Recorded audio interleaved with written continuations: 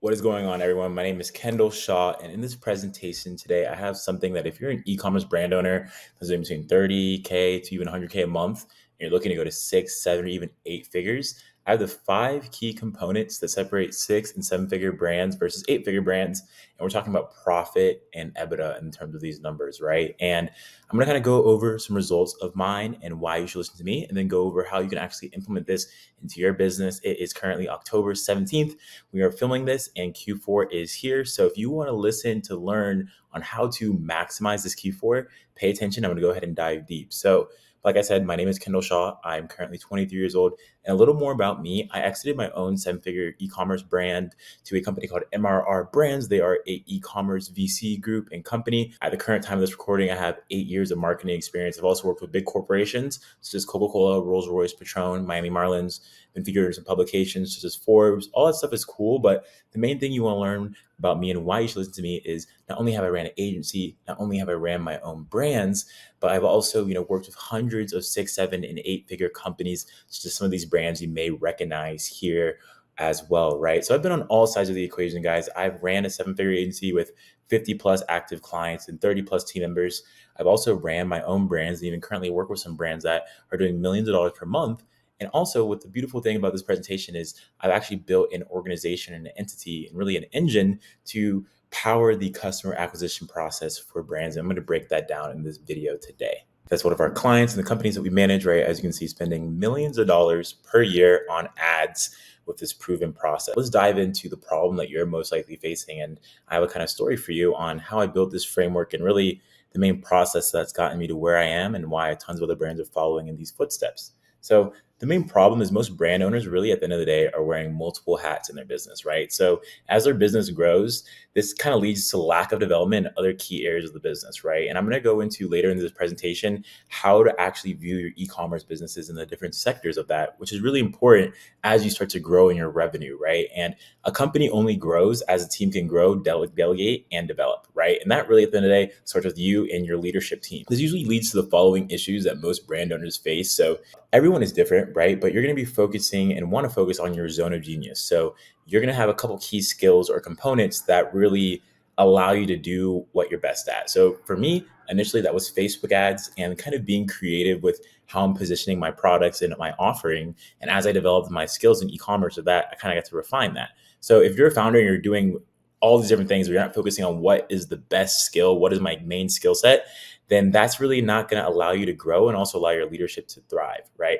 Outside of that, some people are really emotional about their business growth and really their sales numbers, which of course I understand, right? But that also allows people to, and leads people to wanting to exit their brand and not really knowing how it was going to happen. That even happened for me. I always wanted to exit, but I didn't have any processes or frameworks to really know how to grow my business in the right way and also what people actually who are buying companies look for. And that also leads you to maybe feeling guilty for your personal expenses, right? And a lack of profit to truly fund your personal lifestyle. Outside of that, most people literally have no clear written objectives, targets, goals, and metrics, and really plans to grow the business, right? And the overall messaging from this is you have to turn your brand. What's the difference between the brands that stay here for 5 years and the brands that stay here for 50 years? And that's they turn their brand into a corporation. And what that is a living, breathing entity with structure. Outside of that, mediocre financial processes, and this is a huge one for brand owners. We're actually working on a lot of software that will help with this, but that means having accurate P&Ls. Taxes and how to optimize your taxes, payment processing, understanding the payment processing industry and being able to fight those issues, right? Outside of that, even understanding how your business is valued, right? The categories, what also you could add to other things to your business to increase your valuation, right? And cost downs and reviewing transactions. And this is something a lot of investors, people look to do is when they buy a company, they look to lower their costs on the cost of goods or operations. So learning how to do that and being able to review your transactions, making sure you're knowing exactly where every dollar is going. And outside of that, your capital and deck stat, right? And one great thing about this with the acquisition framework and with commerce, which is I'm really excited to announce, is we actually be able to help people get funding for their e-commerce businesses. Our VC group and our partners that we work with are actively investing in ad spend and inventory into brands that obviously have the right frameworks as well as also have the right processes to grow. That's something really exciting, which more information will be coming out on. But outside of that, a big thing brand owners struggle with is the lack of accurate data and KPIs. And our solution to this is our software stack. And we're continuing to build out software for operation systems, as well as giving you guys access to the tools that we currently use to solve this. So all these issues above are really just growing pains at the end of the day, right? As you grow a business, you also have to grow with it as a person. And really, for me, even personally, that allows you to deal with much, much bigger problems. And kind of the sum of this story is I've actually been on a personal mission, guys, over the last 3.5 years to really build a framework and system for brand owners to solve these issues overall, because I've faced every single one of these issues. And it literally led me to when I made my first 7 figures with my e-commerce business. I'll throw the screenshot up here, made 7 figures in 8 months. When that happened, I actually blew all that money. And the reason was just lack of systems, financial management. There's not really any information out here. I went to school for 1 semester and I was making about 60K a year with my e-commerce business at 18, right? I was selling print-on-demand dad hats back in the day, and this was about 2018. However, there'd be not many people are going and getting that business information that's crucial to making sure your company thrives and survives, right? Now, I'm not saying you won't ever stress about your business by working with me, but by working with us, you're going to have a much more solid foundation for your e-commerce company and actually turn your brand into an actual company. So it's not just a store, and it's something that can run without you and continue to grow at the end of the day, right? So when I was writing this, we did about 40K last month with our portfolio of brands. We switched all of our companies to the recurring revenue model. So by the end of Q1, this portfolio of stores will be around 1.5 million ARR, and that's doing drop shipping as well as private label with USA inventory, right? And that's through my company Art. After I sold my marketing companies in 2021, I ran a marketing agency called Scalebold. After I stopped running that company, I transitioned kind of to working with our clients and individuals that wanted to build and scale their own e-commerce companies. This is with us being partners with them in the businesses versus me just running ads and charging someone a couple $1,000s per month to manage their Facebook or Google ads. By building this company over the last 2.5 years, long story short, I've basically built the process, and this is where the acquisition engine framework has come from. I built the process to develop, build, train, and manage a team that can operate an e-commerce business with minimal involvement from the CEO. So this is in every pillar of the company to run an e-commerce business, right? So this includes the content creation, copywriting, the Shopify website front and back end development and management, right? So analytics, landing pages, your themes, your SKU updating, CRO, a full stack media buying team, right? So Facebook and TikTok, as well as tracking and the structure to launch the campaigns, right?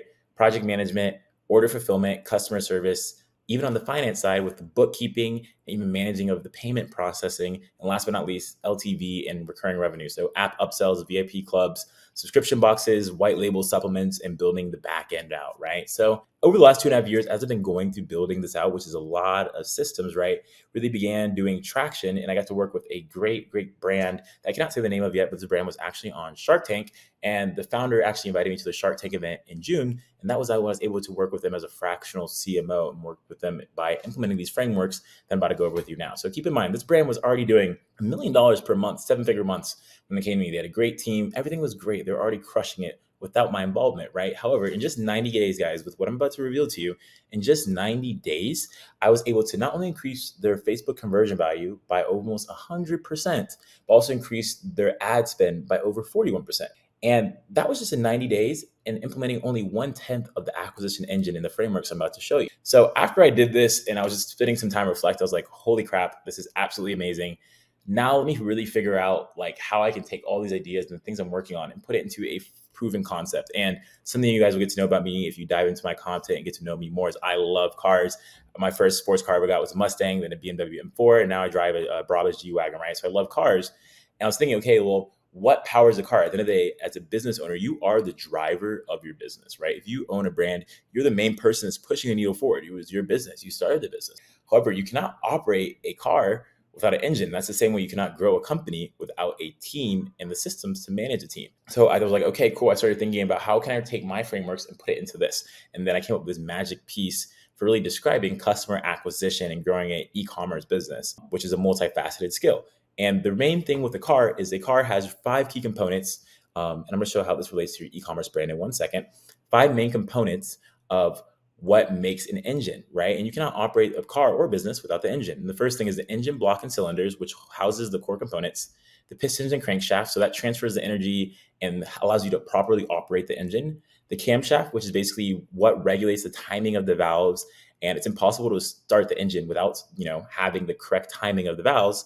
The fuel injectors inject the fuel into the engine, and the spark plugs are really what ignites the electricity with the fuel injectors to get everything going. And I came up to this, and the whole point of this is to show you, okay, this is what holds the engine.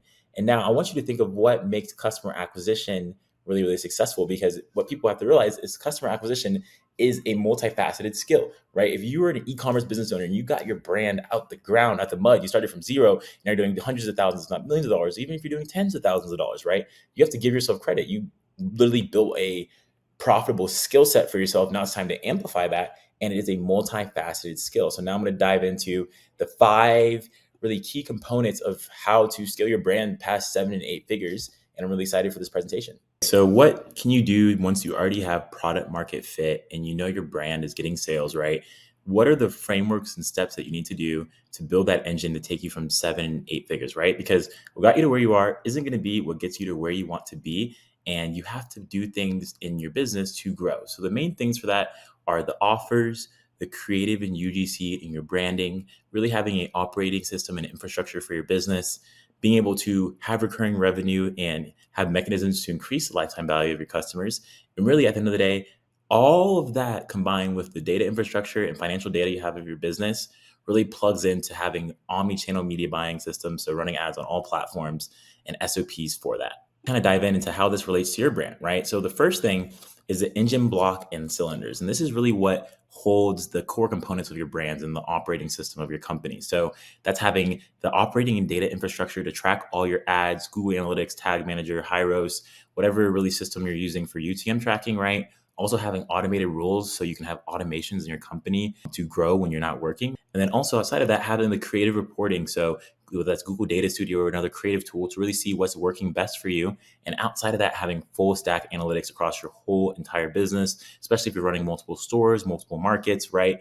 And this is kind of the framework. So this is your tech stack, your finance stack, and everything that holds in the data of your company.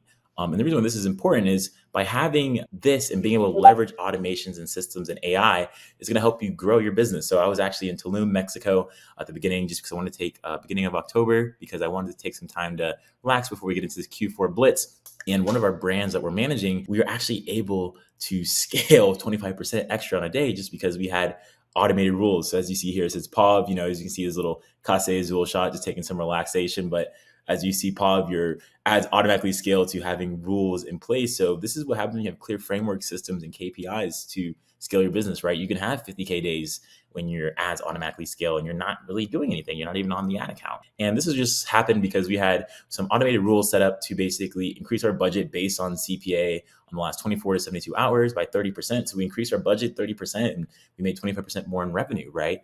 This was allowing us to maximize opportunities.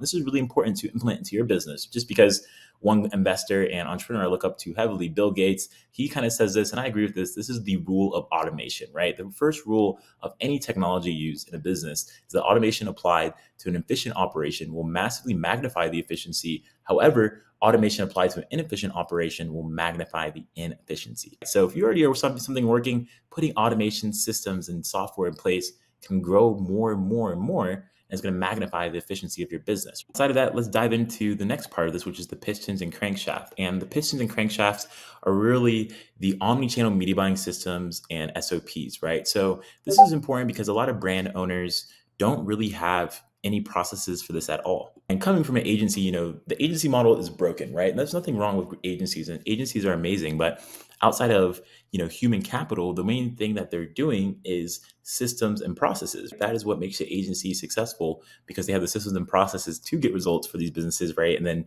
they plug in the human capital, the human resources, which is talented people who know Facebook ads, Google ads, etc., into those systems, and then obviously help the clients grow, regardless of any industry it is in. And really, I've had several in-house media buying teams and creative teams.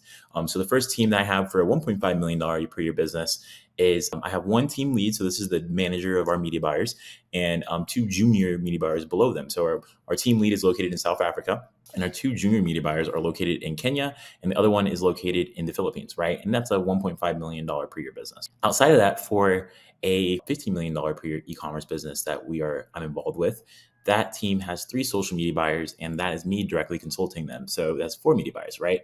So this is really to show you that you can have a lean, efficient team that is spearheading, helping you drive the growth with the paid advertisements for your business, right? You don't always have to have an agency, right? Just because once you have the systems and processes and you know what works, what doesn't work for your business, and a clear framework to grow, you don't always have to pay an agency. Sometimes it's better to have some things in-house. Outside of that, I don't believe anyone can master every single platform, right? There's millions and billions of dollars we made on Facebook and also as Google as well. So we work with one Google agency. I recommend to outsource Google just because most media buyers, if you know how to run ads on Facebook, you can also run ads on TikTok, and you can also run ads on Snapchat, and you can also run ads on Pinterest, right? So that's the social side of things. Search, SEO, and PPC is a whole nother ball game, right? So I recommend to outsource to LDX Digital and Adrian and the team. We're going to be making a lot of content together, and he actually manages about 2 million per year for me on Google currently. So outside of the media buying team, one big element that separates the good e-commerce businesses from the non-good e-commerce businesses is having a lean creative team and having a process to get creatives in and dialed in, right? So I recommend having a creative director who manages freelancers in your direct response editing team, having a video editing team that's trained on direct response. And if you don't know what direct response is, it's the key understandings of copywriting that make people want to buy products or services. But having a really dialed in direct response team. And the great part about if you work with us is not only will you have access to our editing team initially for the first 4 months, but also we will be able to train your editors on your behalf as well with our processes. So outside of that, having rules, dashboards, calculators, and scaling frameworks for your media buyers is super crucial just because this is what allows you to have the KPIs to know if you need to go up or down, and also really just have the guardrails for your team. So having all of that, plus having access to a talent pool of media buyers and creative directors, knowing how to vet them, and really the growth mechanisms of the team at the end of the day is how you grow your company, right? You can have all of that, but if you don't know how to get talent, vet them, train them, and help them grow and make your business an opportunity for them to grow, then you're not really going to have anything at the end of the day. I've actually paid hundreds of thousands of dollars in mentorships my whole life just because I didn't go to college and I wanted to learn business experience. And one thing I learned from Grant Cardone's company that we paid multiple 6 figures to is that some billionaires become billionaires because they have hundreds of people, or if not tens of thousands of people in their organizations that are able to build wealth with them, right? So if you have an opportunity and the process is to help people build wealth through your organization, you're going to become very, very wealthy. So that is the Pistons and crankshafts. Now let's kind of dive into my next favorite part, which is the camshaft of your e-commerce business. So as we dive into the camshaft, one thing that is absolutely insane is the e-commerce subscription market currently is about $165 billion. It is estimated to grow in the next 5 years by 71%, basically $2 trillion, which is absolutely insane. So the next 5 years pretty much is the recurring revenue gold rush for e-commerce. This is by Research and Markets, right? And the reason why this is important is every business can have recurring revenue. Regardless of the category, there are ways to build recurring revenue. And when I sold my company to my investors who are building out something called MRR brands, which is basically monthly recurring revenue, buying brands that are doing MRR, they really shifted my mindset to how important it is to have lifetime value and recurring revenue for your customers, right? So the camshaft is really, if we just go back up here, guys, the camshaft is what really regulates the timing of the valves, and you can't turn the engine on without it, right? And the reason why this is important is you can't have a business if you don't have lifetime value, right? Being profitable on the first sale in e-commerce is very, very important, right? But at the end of the day, Dan Kennedy, who is a legendary marketer, said, whoever can spend the most to acquire a customer at the end of the day will win.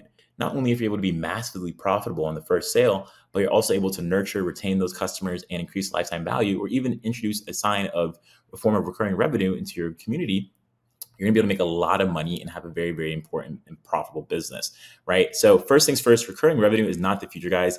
It is now. Any and every brand can do it regardless of the category because it adds predictability to your business model, right? It's super duper important having a predictable revenue, and it also increases your valuation and your EBITDA. EBITDA is basically the earnings before interest, deductions, and taxes, I think.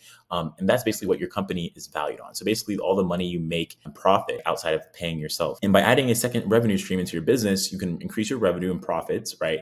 As well as also be able to lower your cost of goods over time, depending on which model you set up. And this is a mechanism that you can leverage in your business to really decrease and optimize the time that you spend in your business and the responsibility because you have more profit, right? So by having more profit in your business, guys, you're able to make certain investments in the software, in the team members, into consulting that can decrease your time and allow you to focus on what you're best at, or if you don't even want to do anything. So how this can help you is we can determine which recurring revenue model is the best for your brand and then help set up and implement everything. So the full backend setup, right? We have a full process to do this. And we also can build the financial models for you. So you have actual targets. Let's say you have a membership box that you set up for your company that we help you set up, right? Regardless of any category, if it's supplement, home goods, tactical, fashion, regardless of what it is, any category can do it. So you set the financial models up so you know how you can grow, and then you start to test out those different offers, regardless if it's a consumable or non-consumable. Regardless of the product, you can do it. That is the camshaft. And now this is one of my favorite parts, the fuel injectors, right? Because this is what everyone gets excited for. So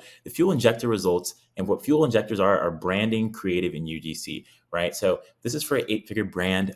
Before I came on board, they didn't really have a solid dialed in creative process, and things were kind of scattered. So I came on board, and the video editors, after I put the processes in place for the creative requests and kind of dialing everything in, the video editors were onboarded August 9th.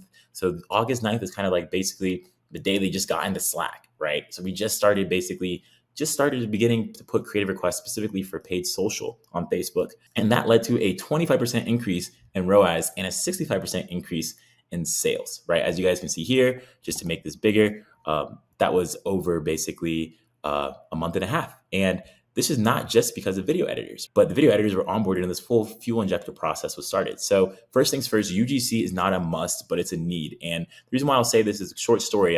UGC back in 2020 was actually the way I scaled my first brand to 8 figures, guys. So I've been doing user-generated content for a very, very long time. So not only do we have an in-house UGC process where we don't have to always pay agencies, but we also have some platforms that we work with, UGC Factory and Organic 30 Below. We pay them tens of thousands of dollars. And that's really important. So for TikTok, it's important, as well as also just repurposing content and having that raw drive of content with creators. You're able to build those relationships to scale on Facebook and TikTok, regardless if the creators are older or younger. Outside of that, every brand needs to have branding. So you need to have your written out demos, your market research, your messaging, your color, your aesthetic.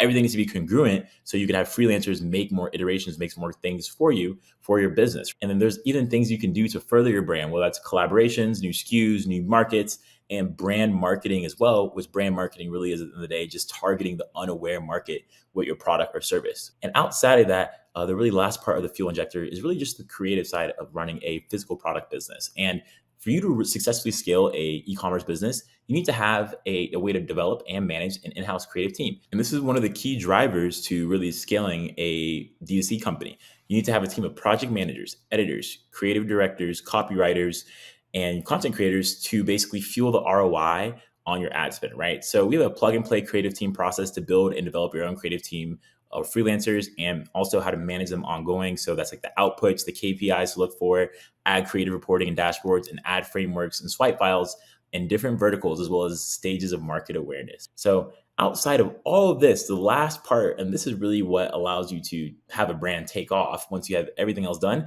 is really optimizing your offer. So Russell Brunson, who is a multi-billionaire, if you don't see this right here, this ClickFunnels, I got my first 2 Comma Club award for making over 7 figures. Not really going to flex that anymore until we get the 8-figure one.